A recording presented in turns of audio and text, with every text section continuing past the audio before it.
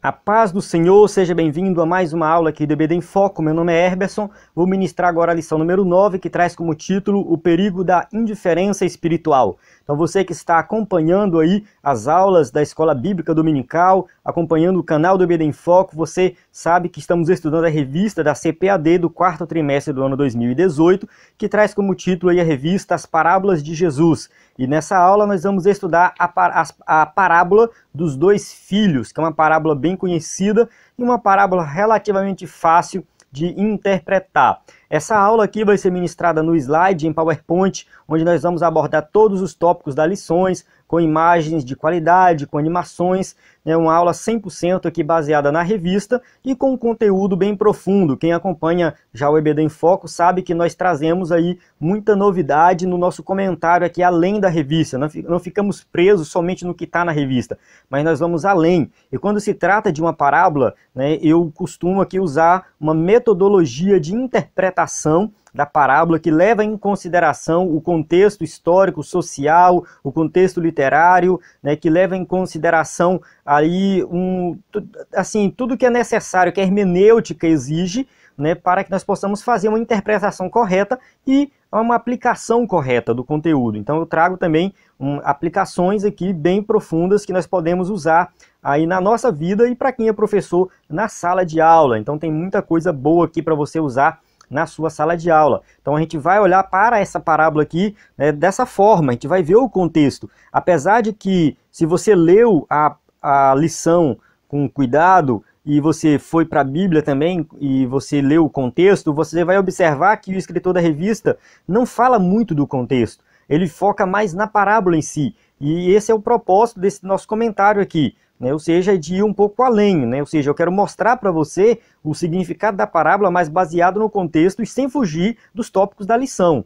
Esse é o propósito dessa aula, né? Então você que está acompanhando há um bom tempo as nossas aulas sabe que nós seguimos essa linha de raciocínio, trazendo sempre novidade e sempre também, eu vou colocar aqui uma palavra, né, vou colocar assim, linkando, né, ligando uma aula a outra, né? Ou seja, a aula anterior, apesar de ser independente dessa, tem a ver, né, ou seja, uma com a outra. Ou seja, essa aula, lição 9, tem a ver com a lição 8. Eu vou falar isso dentro da revista. Vai chegar o momento que eu vou tocar nesse assunto aí. Ou seja, o que uma aula tem a ver com a outra? E o que isso aqui prepara para a lição 10? Então a gente vai sempre fazendo essa ponte de uma lição para outra, que é muito importante você, que é professor de EBD, fazer na sua sala de aula.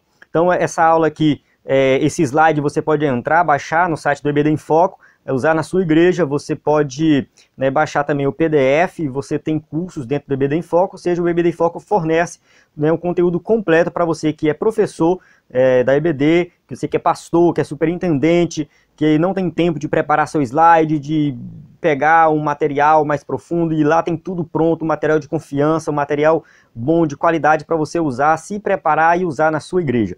Então, vamos lá, né, começar aqui a nossa aula. Então eu já faço essa chamada para ação, né, para depois você entrar lá no site. Mas vamos focar aqui na aula em si. O texto áureo vai dizer o seguinte: vós sereis meus amigos se fizerdes o que eu vos mando. João 15, 14. Verdade prática: as palavras dos filhos de Deus devem condizer com aquilo que eles praticam. Então eu costumo dizer que a verdade prática é um resumo de toda a lição, né? Ou seja, as nossas palavras têm que estar aí em consonância com as nossas práticas, né? Ou seja, tem que estar junto. Se eu falo uma coisa e pratico outra, está errado. Isso não faz parte de quem é filho de Deus, da vida de quem é filho de Deus. Então isso é o que a gente vai aprender nessa lição. A nossa leitura bíblica em classe se encontra em Mateus 21, de 28 a 32. Eu vou pular isso aqui para a gente ganhar tempo no vídeo. No entanto, eu recomendo você fazer essa leitura, e não somente essa leitura dessa parábola em si, mas do capítulo inteiro de Mateus, capítulo 21 e o capítulo 22, que você vai entender o contexto completo, o contexto geral. Vamos para a nossa introdução. Na lição de hoje, estudaremos uma parábola conhecida como a parábola dos dois filhos. Uma das curiosidades dessa parábola é que ela ocorre apenas em Mateus. Ou seja, geralmente quando a gente estuda as parábolas, é recomendado a gente ler a leitura, fazer a leitura paralela, né? Porque a parábola às vezes ela é contada em vários evangelhos, às vezes nos 3 evangelhos, né? Mateus, Marcos e Lucas. Só que essa aqui não tem como fazer isso, porque ela só está em Mateus, ela é exclusiva de Mateus. Ela ensina grandes lições e retrata o perigo da indiferença espiritual, né? Ou seja, a gente vai entrar em detalhes sobre o que é essa indiferença espiritual, essa pessoa que está na igreja, que está falando algo, mas está fazendo outra totalmente diferente, né? E a necessidade de obedecer à vontade de Deus, ou seja, eu tenho a minha vontade, tenho a vontade de Deus, qual é que eu obedeço? Então eu tenho que saber obedecer à vontade de Deus. Conforme aprenderemos, né, aprendemos também, né, nas lições anteriores, mas aprenderemos ainda mais. Quando se fala de obediência ao Senhor, né, ou seja, quando trata de obediência, não bastam apenas palavras. Então a gente tem falado isso nas lições anteriores, principalmente na lição anterior, que a gente falou de amor ao próximo, né? Então a gente tocou nesse assunto, né, de colocar em prática aquele amor que a gente vê lá na lei de Deus. Então como que eu mostro que eu amo a Deus? Amando o próximo. Ou seja, não é só ficar nas palavras, mas tem que ir para a prática, né? Ou seja, eu tenho que pegar e fazer, né, aquilo que eu professo, aquilo que eu falo, praticar alguma coisa. Então, se eu falo de amor ao próximo, eu tenho que amar o próximo na prática. Se eu falo de ajudar, eu tenho que ajudar na prática. Se eu falo que eu vivo em santidade, eu tenho que viver em santidade na prática. Então, a nossa vida cristã tem que ser prática e não apenas teórica. Vamos entrar aqui no primeiro tópico, interpretando a parábola dos 2 filhos. Então, vamos ver aqui alguns detalhes dessa parábola. Primeiro, o contexto dessa parábola. Então vamos entender. A parábola traz à cena um proprietário em busca de trabalhadores para a sua vinha. Aqui eu quero fazer uma pequena observação, né, que de acordo com o contexto histórico da época, as famílias, né, para economizar, elas juntavam assim, às vezes, não somente a família, não era só o pai, a mãe e os filhos, geralmente tinha os primos, os sobrinhos, os irmãos, enfim, juntavam uma quantidade grande de pessoas, chegava a mais de 20 pessoas numa família. Então quando falava de família, às vezes falava de clã também, né? Ou seja, o clã era a união de várias famílias juntos, né? Ou seja, então ali tinha um grupo grande de pessoas que tinham um pedaço de terra. Então a vinha às vezes não pertencia só àquela família pequenininha ali, pai, mãe, filho. Não, pertencia a um grupo maior de pessoas. A gente olha, né, um exemplo mais anterior, Abraão, por exemplo, ele tinha 70 pessoas com ele, não era só, né, aquela famíliazinha pequenininha, né, tinha uma galera grande ali.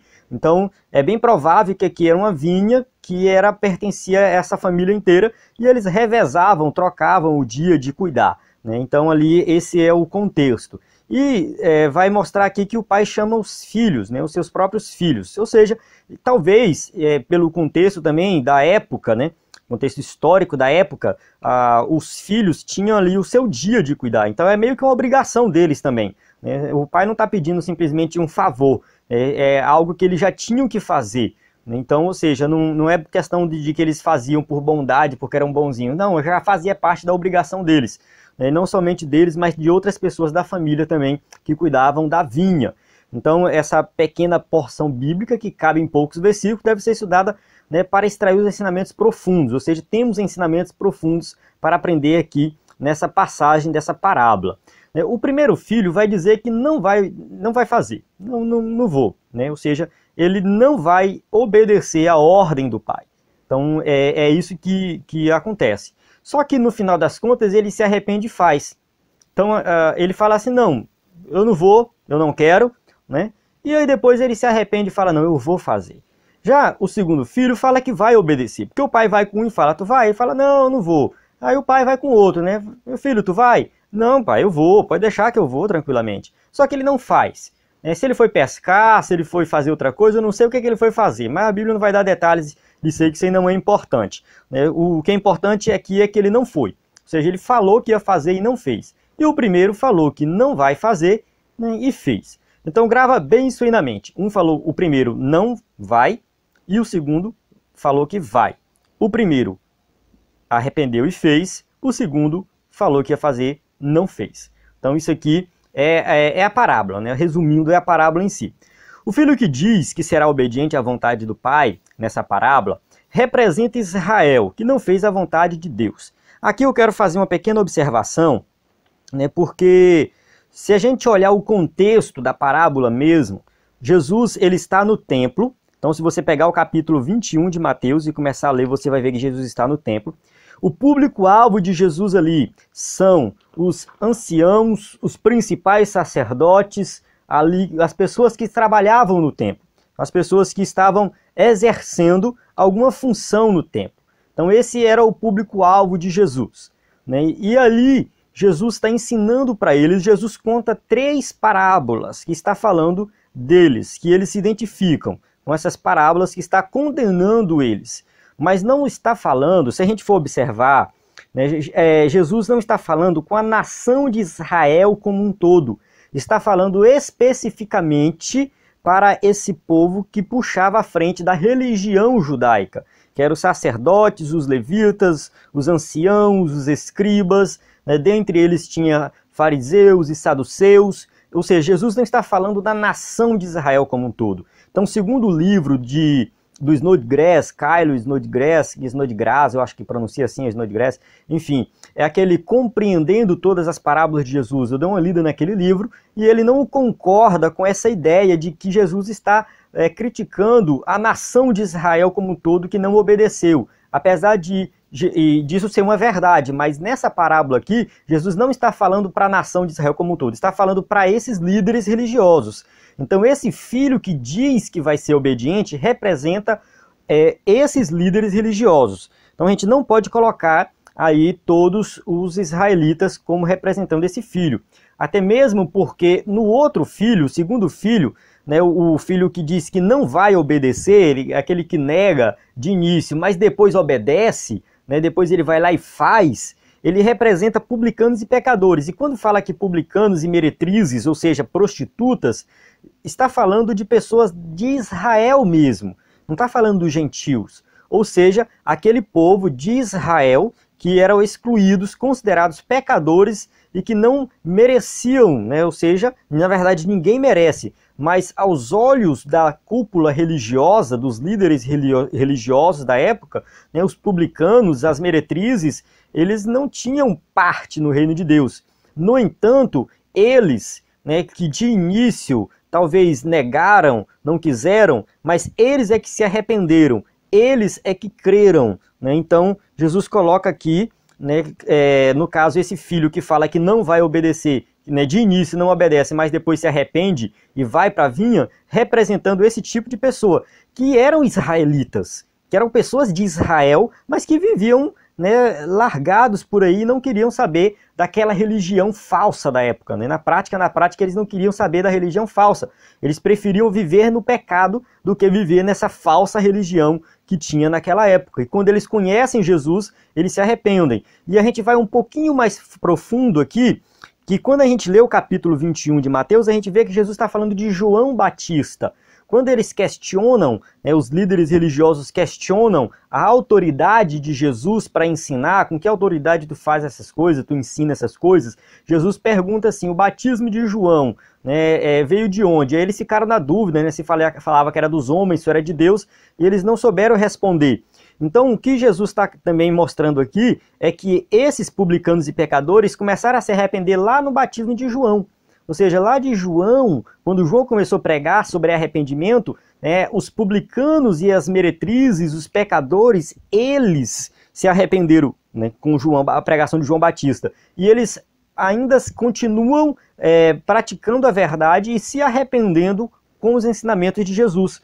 Então, essa parábola ela está falando justamente disso, ou seja, dessa continuação da pregação do evangelho que começou por João Batista e continua com Jesus e vai continuar depois com os apóstolos e continua até hoje conosco, né? Ou seja, né, quem foi que creu nessa palavra, que acreditou, que seguiu, que obedeceu? Foram os publicanos e as prostitutas e outros povos, samaritanos, enfim, gentios, e a cúpula judaica, os religiosos judaicos não creram na mensagem, né? Esse foi o erro deles. Então aqui Jesus faz esse contraste para que eles possam entender isso aí. O assentimento puramente verbal. Vamos ver aqui, né? Em algumas versões do texto grego, né, a ordem do pedido dos filhos é diferente. é assim, primeiro ele fala com um que aceita, mas não foi, né? Ou seja, é invertido, né? Ele vai diferente da ordem que está na nossa Bíblia, né? E depois ele vai com aquele que aceitou, que não aceitou, mas arrependeu-se e foi. Ou seja, o que se arrepende vem depois. No fundo, né, esse aqui o escritor da revista coloca esse aqui no tópico, né, só para mostrar que independente da versão, né, tem um contraste na resposta dos dois filhos. Essa ordem é que ela não muda o significado, né, ou seja, se colocar primeiro o filho que vai aceitar e não vai, ou colocar primeiro o filho que aceita, né, e o que não aceita e vai, isso aí não influencia na interpretação da parábola. Né? Porém, como sabemos, apesar desta concordância imediata, o segundo filho em ir, né, na prática, transforma-se em nada, pois ele não obedece de fato à ordem do pai. Então não importa qual foi, se ele for o primeiro ou for o segundo, o que fica aqui evidente é que ele falou uma coisa e fez outra totalmente diferente. A negação verbal. Vamos falar um pouco aqui da palavra arrepender. O primeiro filho, né, oferece ao pai uma resposta negativa, não quero, né? Ou seja, essa é o que está na nossa versão da Bíblia, né? Ou seja, o primeiro filho ele fala, não quero, eu não vou, mas ele se arrependeu. Então, ou seja, essa palavra arrepender aí do grego, né, fala que está arrependido ou está arrependido mais tarde, ou seja, está falando, né, é uma palavra que é usada por Mateus em várias outras passagens, né, e fala que o filho arrependido foi trabalhar, ou seja, ele mudou de ideia. Então a gente vai explorar um pouco mais sobre arrependimento lá na frente, mas o que fica evidente logo de início é que arrepender significa mudar de atitude, mudar de ideia. Ele falou que não ia, que não queria, que não era a intenção dele trabalhar, mas depois ele mudou a intenção dele e resolveu ir trabalhar. Então ele se arrependeu. Então a gente vai explorar um pouco mais essa palavra lá na frente. Uma adesão operativa. O que isso quer dizer, né? Vimos que a mesma ordem do pai obteve respostas diferentes, né? Ou seja, um falou eu vou, outro falou não quero, né? Ou seja, são duas respostas totalmente diferentes, uma contrária da outra. Então os dois filhos representam de forma emblemática dois tipos de atitude. O primeiro deles representa a adesão operativa precedida por uma negação que é apenas verbal. Ou seja, ele nega verbalmente, falando que ele não quer, ele não vai, mas depois ele se arrepende e vai. Ou seja, uma adesão operativa, ele coloca na prática o que o pai pede. O segundo tipo de resposta trata-se de um assentimento puramente verbal que não passa à ação. Eu vou, mas não faz. Ou seja, aquele que diz que vai servir a Deus, né, e não vai. Vale ressaltar aqui o que significa a vinha, né? Alguns teólogos vão dizer que a vinha significa Israel, né? Só que, de acordo com alguns estudos que eu fiz, né, fica um pouco complicado identificar a vinha como Israel, né? Ou seja, trabalhar na vinha, o significado disso seria o quê? Seria equivalente a estar engajado nos propósitos de Deus. Ou seja, trabalhar na obra de Deus, fazer a obra de Deus, obedecer à lei de Deus, estar dentro do propósito de Deus.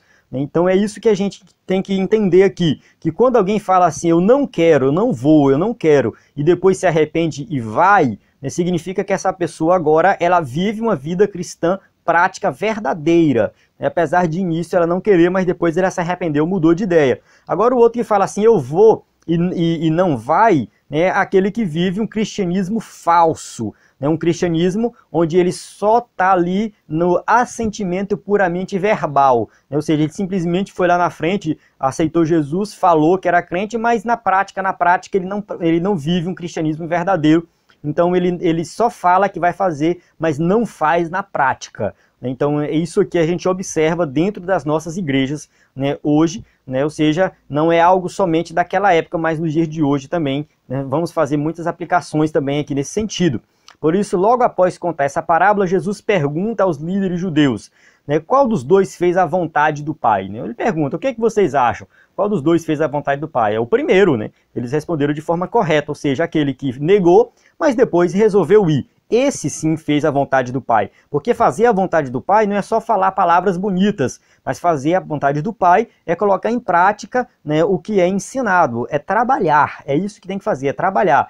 Então o mestre lhes diz que os publicanos e as meretrizes entrariam no céu, né? Ou seja, Ele vai falar assim: em verdade vos digo que os publicanos e as meretrizes entram adiante de vós no reino de Deus. Então a gente já estudou em lições anteriores quem eram os publicanos, que eram judeus que cobravam imposto do próprio judeu para o Império Romano. Então ali está Zaqueu, que é um publicano, Mateus, que é um publicano, dentre outros. E eles muitas vezes roubavam, desviavam dinheiro, e eles eram tidos como pessoas que não tinham, e não iam para o céu de jeito nenhum, não herdariam o reino de Deus. Então os publicanos eram excluídos, pecadores, né, considerados a pior classe de pessoa da época. Né? Então ninguém dava moral para um publicano. Né? E as meretrizes, ou seja, as prostitutas também, da mesma forma, né, elas eram excluídas. Por quê? Porque viviam no pecado, faz sentido isso. No entanto, diante da mensagem do Evangelho, por exemplo, a mensagem de João Batista, quando João Batista começou a pregar o arrependimento, eles se arrependeram, né? Eles creram. E quando Jesus começa a pregar, eles é que também começam a crer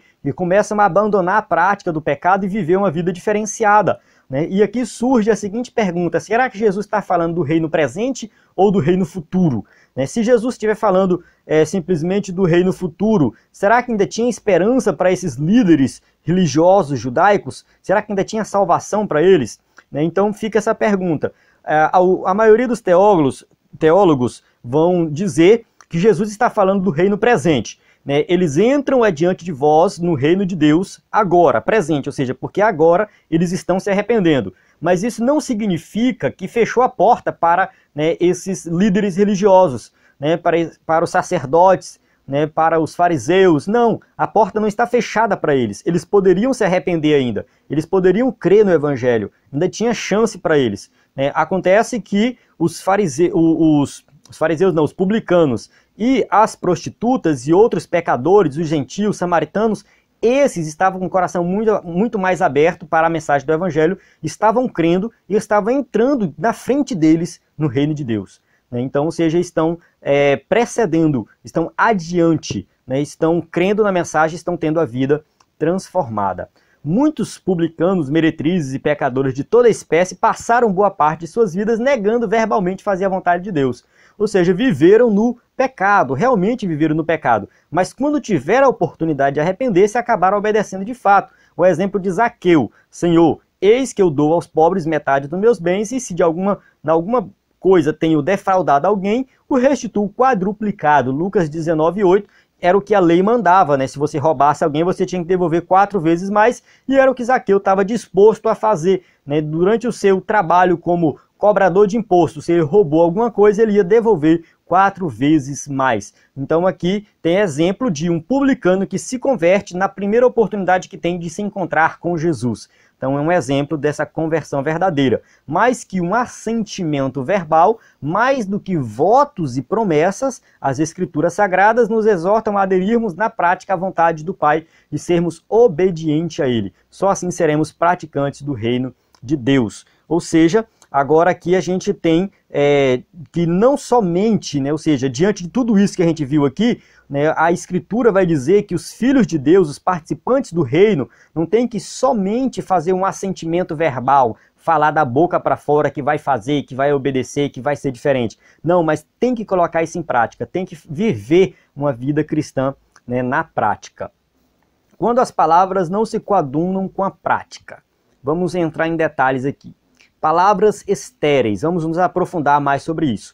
A obediência ao Senhor não consiste em proferir palavras estéreis e religiosas, palavras bonitas, tá ali adorando a Deus. É importante fazer isso? É importante. A gente vai para a Bíblia, a gente lê os Salmos, que palavras bonitas ali do salmista, não somente de Davi, mas de outros salmistas, eles proferem palavras bonitas. Né? No entanto, a gente olha para a vida deles, eles viviam isso. Então ali a gente tem porque uma coisa não exclui outra, né?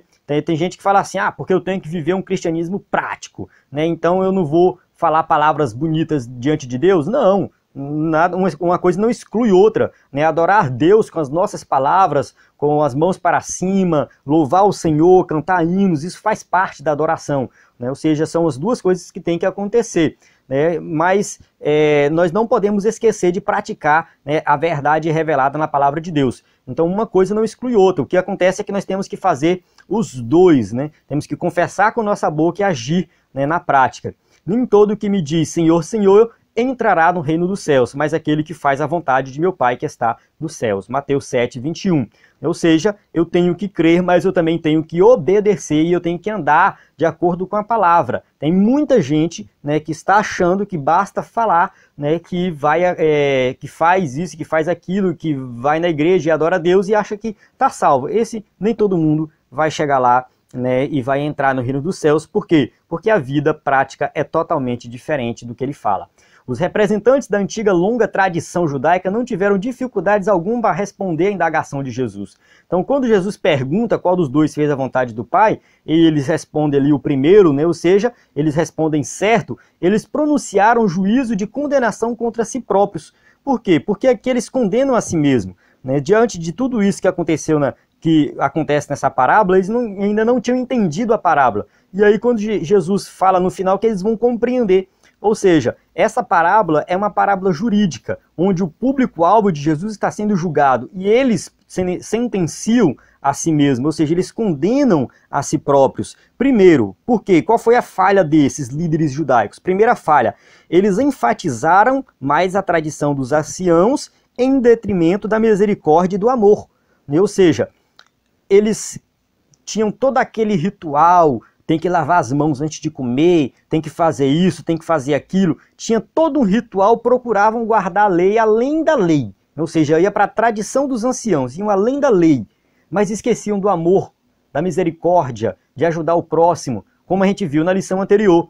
Aqui está o link com a lição anterior, né? Ou seja, na lição anterior nós falamos de amor ao próximo, né? Ali de um sacerdote, de um levita que passa por um homem caído e não ajuda aquele homem, enquanto que um samaritano vai lá e ajuda. Então aqui, olha como eu digo, né? Uma lição tem a ver com a outra. Então esses líderes religiosos estavam muito preocupados com a tradição dos anciãos e esqueceram da verdadeira lei de Deus, de amar o próximo como a si mesmo. Então, aqui começa o primeiro erro deles. E o segundo erro deles é que, diante da pregação de arrependimento, eles não se arrependeram. A pregação de João Batista e de Jesus, né? Ou seja, que eles deveriam se arrepender e viver uma vida diferenciada, né? E eles não se arrependeram.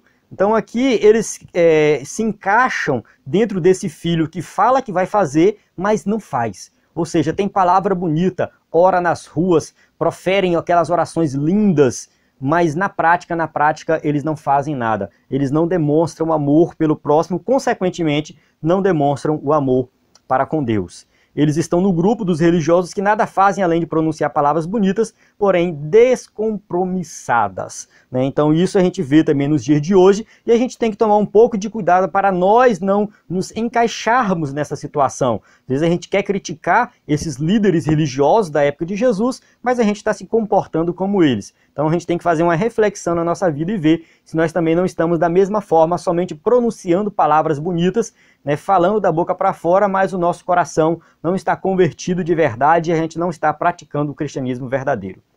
O arrependimento conduz à prática.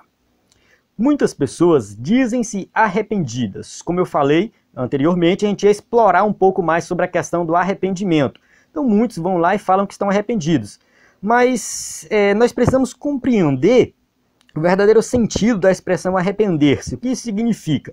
Em 2 Coríntios 7,9, Paulo faz a seguinte afirmação: agora folgo porque não fostes contristados, mas porque fostes contristados para arrependimento, pois fostes contristados segundo Deus, de maneira que por nós não padecestes dano em alguma coisa, ou coisa alguma, né? 2 Coríntios 7,9.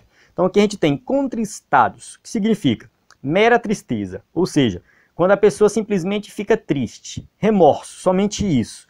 E aqui ele fala contristado para arrependimento, que ele complementa depois, né, contristado segundo Deus, que é um arrependimento verdadeiro. Então quando a pessoa é tocada pelo Espírito Santo, ele se arrepende de verdade. Então pode ser para conversão, porque ele cometeu uma falha, um deslize, caiu, ele se arrepende de verdade, é contristado segundo Deus. Esse arrependimento verdadeiro, aqui a gente observa na questão do filho aqui, que é do primeiro filho, que ele fala que não vai, que não quer, ou seja, ele não obedece de forma imediata, mas depois ele se arrepende e obedece, ele muda a sua atitude. Então a tristeza, segundo Deus, opera o arrependimento, e o arrependimento produz mudança de atitude. Então é isso que é arrependimento. Não é simplesmente a pessoa chegar lá, se ajoelhar, chorar e dizer que está arrependido. O arrependimento verdadeiro representa essa mudança de atitude, onde a pessoa muda de direção. Ela está indo numa direção e de repente ela está em outra direção. Essa mudança de atitude é que caracteriza um verdadeiro arrependimento, como foi com aquele filho. Ele falou que não ia e depois ele resolveu ir. Ou seja, isso é uma mudança de atitude, uma mudança de direção. Ele se arrependeu na prática. Palavras e ações devem se coadunar. Os discípulos de Cristo são chamados a manifestar um estilo de vida na qual as palavras e as ações não se contradizem, pois expressam uma coisa só. É justamente isso que quer dizer a palavra coadunar, ou seja, não se contradizer. Palavras e ações têm que estar junto, têm que andar junto. Não sei de onde surgiu esse cristianismo de que você fala, mas não faz, só fala que vai agir, mas não age. E esse tipo de pregação, esse tipo de ensinamento invadiu aí muitas igrejas, muitas denominações, e até mesmo denominações foram criadas baseadas nisso, onde você pode ir do jeito que você quiser, você pode agir do jeito que você quiser. Se você tem prática de adultério, você pode continuar adulterando. Se você tem prática de fornicação, você pode continuar fornicando. Se você fuma, você pode continuar fumando. Se você bebe, você pode continuar bebendo. Ou seja, o importante aqui é o teu coração. Você pode fazer o que você quiser. Então esse tipo de comportamento não é o que está na palavra de Deus, porque a palavra de Deus ensina algo, ou seja, fala de mudança de vida.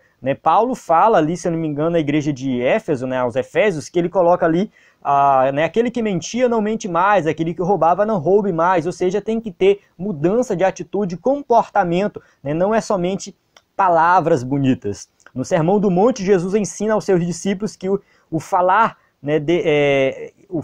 desses deve ser sim, sim, não, não. Ou seja, não tem que ficar em cima do muro, tentando ainda na dúvida sobre o que quer da vida, mas tem que tomar uma decisão. Infelizmente, a prática de falar e não agir em conformidade é um triste reflexo do decaído e mau caráter humano. Então Adão e Eva, quando eles caíram, quando eles pecaram, a humanidade inteira pecou e todos nós estamos corrompidos com a queda deles, ou seja, o pecado contaminou todos, e isso reflete no caráter do ser humano, de querer falar algo, mas não agir dessa forma, ou seja, só da boca para fora. E como discípulos dele, cidadãos do reino, ele quer uma equivalência entre aquilo que dizemos e aquilo que vivemos, ou seja, tem que ser equivalente. Se eu digo algo, eu tenho que fazer aquele algo que eu digo. Não pode haver um padrão duplo na vida do discípulo do mestre, ou seja, dizer uma coisa e fazer outra. Tiago vai escrever na sua carta ali, assim falai e assim procedei, como devendo ser julgados pela lei da liberdade. Ou seja, o que vocês falam é o que vocês têm que fazer. Então a carta de Tiago é uma carta bem prática que ele vai colocar ali. Não adianta você só dizer que tem fé se você não tem obras. Se você não tem obras, a sua fé ela é uma fé morta. Então aqui a gente aprende também dentro da carta de Tiago que tem que colocar em prática, tem que viver na prática aquilo que a gente fala da boca para fora. Continuando aqui, vamos para o terceiro tópico. O terceiro tópico, um chamado a fazer a vontade de Deus. A impossibilidade da obediência à lei. As pessoas a quem Jesus dirige essa parábola estavam de fato muito interessadas em obedecer à lei. Eles queriam obedecer à lei. Não eram pessoas que estavam ali estudando a lei, lendo a lei e queriam obedecer à lei. Contudo, elas não estavam igualmente preparadas para aceitar a lei, que a lei já havia cumprido seu papel.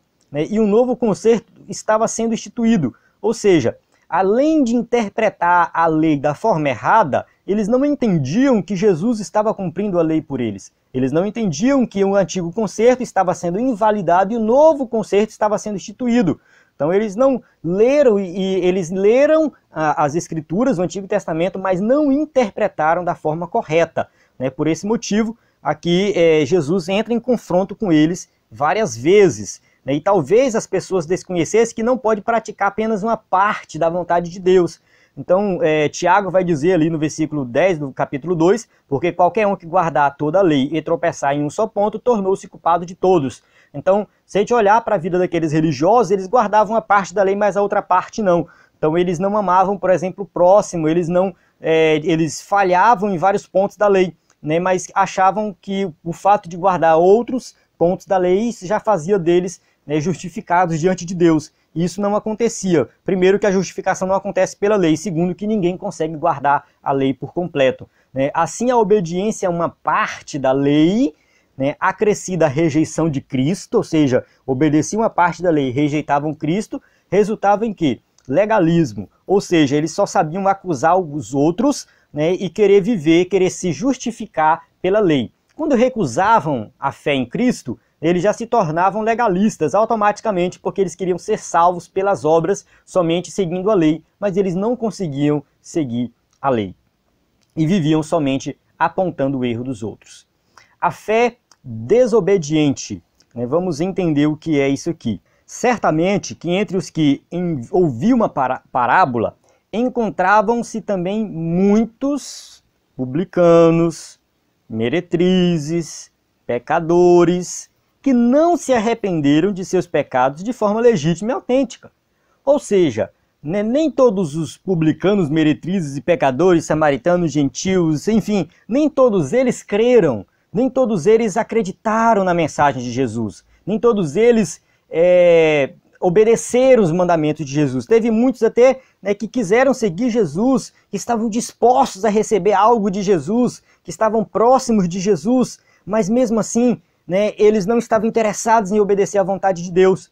É importante ressaltar isso aqui. A gente fala muito dos publicanos, meretrizes, pecadores, samaritanos, como se todos eles fossem salvos. Mas não, nem todos eram salvos, nem todos creram, nem todos obedeceram. Então muitos deles queriam algo de Jesus, mas rejeitavam a obediência. Então, se os religiosos são legalistas, ou seja, né, aqueles que querem viver só segundo a lei, estes, né, esse segundo grupo aqui, são participantes do que chamaríamos de graça barata. O que seria essa graça barata? Aquela pessoa que quer crer, que diz que crê, que vai na igreja, que participa ali das coisas, mas não abandona o pecado, não abandona a prática do pecado, não abandona o erro. Então essa é a graça barata, né? Aquela pessoa, né, que não quer seguir os mandamentos, que não quer obedecer a Cristo como Senhor, né? Só quer Ele como Salvador, só quer Jesus. Não, Jesus é meu Salvador. Então eu sou salvo em Jesus, eu sou salvo pela fé em Jesus. Essa é a atitude dele diante de tudo que fala com ele. Não, eu sou salvo em Jesus, eu sou salvo em Jesus. Mas quando a gente olha para a prática da vida dele, Jesus não é Senhor da vida dele. Jesus não é Senhor porque ele não obedece os mandamentos de Jesus. Então como que ele vai ser salvo em Jesus se ele não tem Jesus como Senhor? Só quer ter a parte do Salvador, mas não quer ter a parte do Senhor. Então está errado isso aí, é a graça barata, né? Onde a pessoa quer servir, mas não quer obedecer. Porém, como vimos anteriormente, o verdadeiro arrependimento conduz à mudança de atitude. Ou seja, a pessoa muda de atitude. Isso que significa arrepender de verdade. Quem possui uma fé genuína, sem dúvida, desejará cumprir a vontade de Deus. É questão de desejo do coração, seguir a vontade de Deus. Ou seja, é algo que vai surgir no coração de quem se arrepende de verdade. Quem é de Deus escuta as palavras de Deus, por isso vós não as escutais, porque não sois de Deus. João 8,47. Aqui Jesus está falando justamente para esses que não obedecem a palavra. Vocês não escutam a palavra de Deus. É por isso que vocês não são de Deus. Então, vocês não fazem parte dos filhos do reino. O discípulo faz a vontade de Deus. Vós sereis meus amigos se fizerdes o que eu vos mando. João 15,14. A gente já leu isso aqui. Então, o que fica claro aqui? Que fazer a vontade de Deus era o eixo sobre o qual supostamente girava toda a religião de Israel. Tudo que eles faziam era baseado na vontade de Deus. Na teoria era para ser assim, mas na prática acabava não sendo.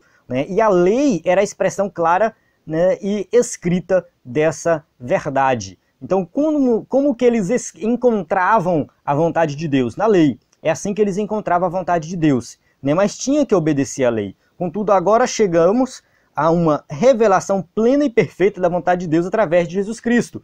Ou seja, eu tenho agora uma revelação mais completa, que é a revelação de Cristo, porque ele cumpriu a lei por nós. Ele anuncia a vinda do reino de Deus e chama a conversão. Desde então começou Jesus a pregar e a dizer: arrependei-vos, porque é chegado o reino dos céus. Mateus 4,17. Então, desde o início do seu ministério, Jesus fala de arrependimento. Por isso, a vontade de Deus passa, afinal, através da pessoa de Cristo Jesus. Ou seja, como que eu cumpro a vontade de Deus? Quando eu creio em Jesus, quando eu vou por Jesus, quando eu deposito a confiança da minha salvação em Jesus. É isso que eu tenho que fazer. Então aqui, a questão da obediência à lei está ligada a Cristo.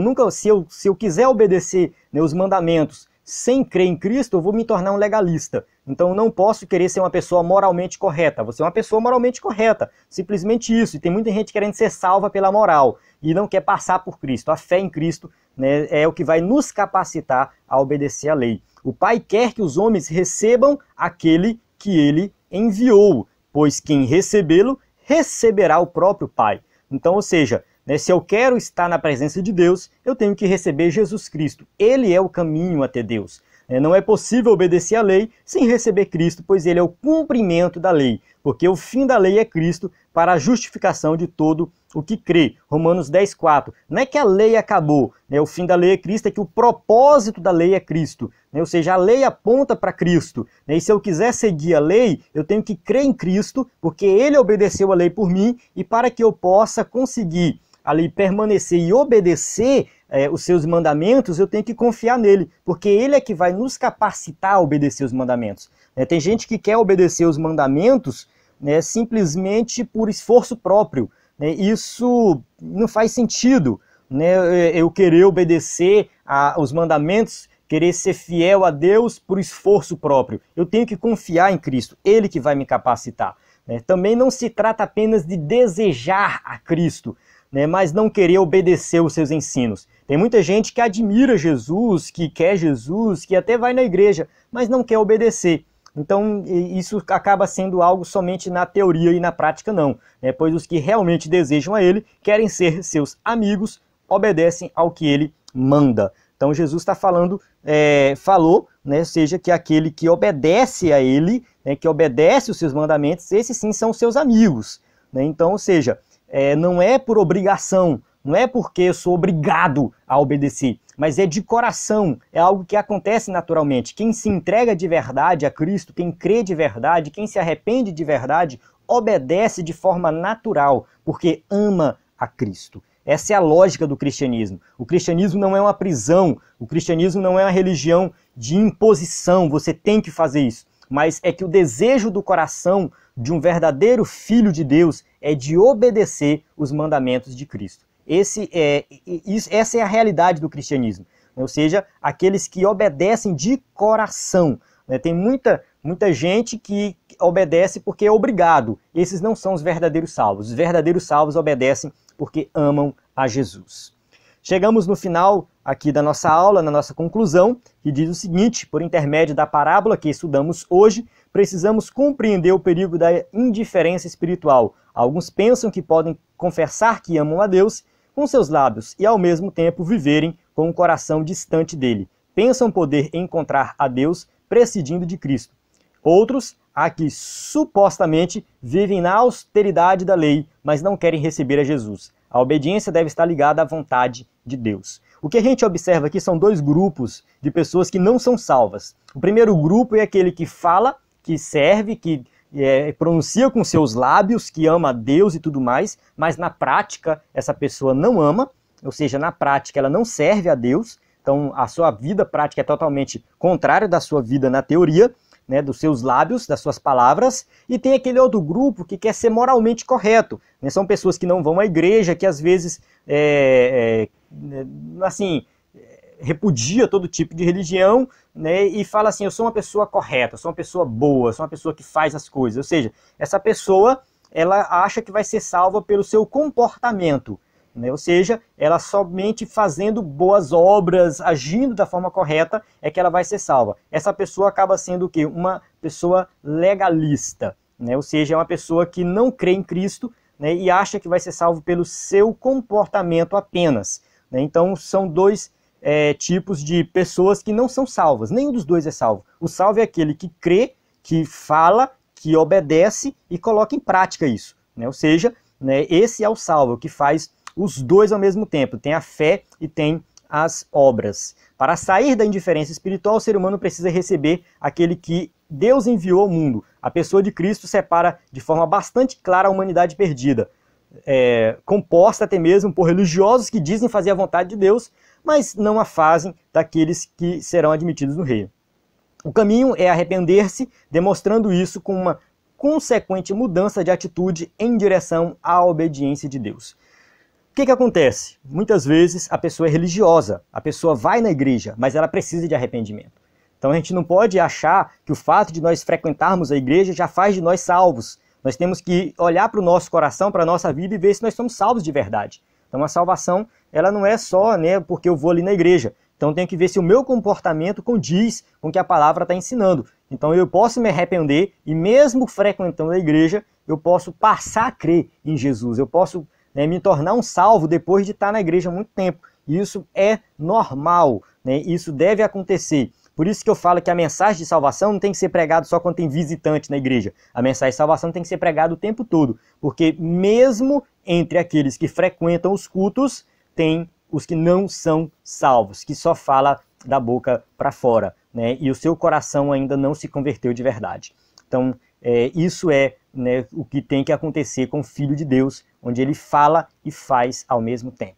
Amém? Então eu chego aqui no final da aula, né? Espero que você gostou dessa aula. Se você chegou até aqui o final, muito obrigado, né? Fico feliz por isso. Dê sua contribuição, se inscreva no canal, né? Coloque seu comentário, compartilhe com seus amigos, ajude aí o EBD em Foco a se expandir mais e mais. Aqui tem as perguntas, caso você use o slide na sua igreja, né? Então aqui a gente tem a propaganda aqui dos cursos do EBD em Foco, que você também pode entrar lá para conhecer. Então eu encerro aqui a aula. A paz do Senhor. Até a próxima aula.